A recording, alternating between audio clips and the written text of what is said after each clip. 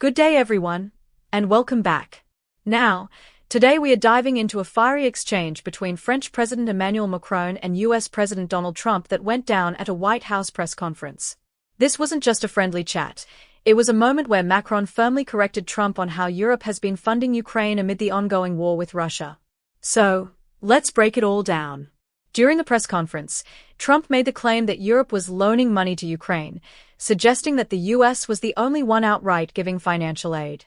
That's when Macron stepped in, setting the record straight. He politely but firmly pointed out that Europe isn't just lending money, they've actually covered around 60% of the total financial effort, similar to how the US has provided funds through grants and guarantees. Macron explained that Europe has also frozen Russian assets, totaling around 230 billion euros, but clarified that under international law, those assets can't just be seized outright. Instead, only the proceeds from those assets can be used during wartime, and the rest will be part of negotiations once the conflict ends. Now, Trump's response? Well, let's just say he didn't seem too fussed.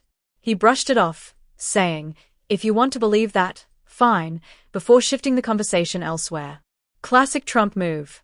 But that wasn't the only headline from this exchange. Trump also made a bold claim that Russian President Vladimir Putin would be okay with European peacekeepers in Ukraine as part of a deal to wind down the war. Now, this is a pretty huge statement, considering many political analysts and Putin watchers believe that Russia isn't looking for peace at all, but rather to expand its borders. Trump also praised Macron, saying they'd had productive talks, though he notably didn't mention Ukraine in those discussions. Macron, meanwhile, took a moment to acknowledge Ukraine's resilience, while Trump seemed more focused on striking business deals, particularly regarding Ukraine's rare earth minerals. And here's where things got even more interesting. Trump claimed that the US was very close to securing a deal with Ukraine over its mineral resources, something his Treasury Secretary echoed by saying they were at the one-yard line. But Ukrainian President Volodymyr Zelensky has pushed back hard on this, making it clear that Ukraine isn't about to hand over $500 billion worth of its mineral deposits to the US. This hardly sounds like a deal that's nearly done, despite Trump's optimism. Trump also made yet another sweeping claim, this time saying that the war in Ukraine could be over within weeks. Of course, this raised a few eyebrows. Many believe this timeline is far too ambitious, given the complexities of the conflict.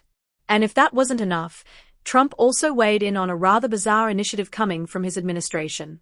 His so-called Department of Government Efficiency recently sent emails to all federal employees, demanding that they justify their work by listing their accomplishments for the week. Now, while Trump defended this, calling it a genius move, federal employees weren't exactly thrilled. In fact, some departments, like the Department of Justice, reportedly told staff not to respond at all. Now, stepping back for a moment, this meeting with Macron wasn't just any regular diplomatic chat. This took place on the third anniversary of Russia's invasion of Ukraine, and Macron clearly had an agenda. He spent over 2 hours with Trump in the Oval Office, even sitting in on a virtual G7 meeting alongside him. It's obvious Macron is trying to keep Trump aligned with European allies and, frankly, pull him a bit further away from Putin's orbit. And Macron's efforts aren't stopping there. Later this week, British Prime Minister Keir Starmer will also visit the White House, further solidifying Europe's stance in discussions with Trump. The message is pretty clear. Europe wants the US to remain a strong and committed ally, not just in supporting Ukraine but in maintaining the broader transatlantic alliance. So, what's the takeaway here? Well, Macron's correction of Trump wasn't just a minor fact-check. It was a crucial moment that exposed how differently the US and Europe see their roles in the Ukraine conflict. While Trump continues to frame America's aid as a raw deal, Macron made it crystal clear that Europe has actually put more money on the line. And as for Trump's claims about peacekeepers, Putin's stance, and Ukraine's mineral deals, let's just say, there's still a lot of uncertainty. One thing's for sure, though, Macron's not just going to sit back and let Trump spin the narrative his way. Alright, that's a wrap for today. Let us know what you think in the comments. Was Macron right to step in? And do you think Trump's claims about ending the war in weeks are realistic, or is it just another big promise? Make sure to like, subscribe, and hit that notification bell so you don't miss our next update. Cheers for tuning in, and I'll catch you in the next one.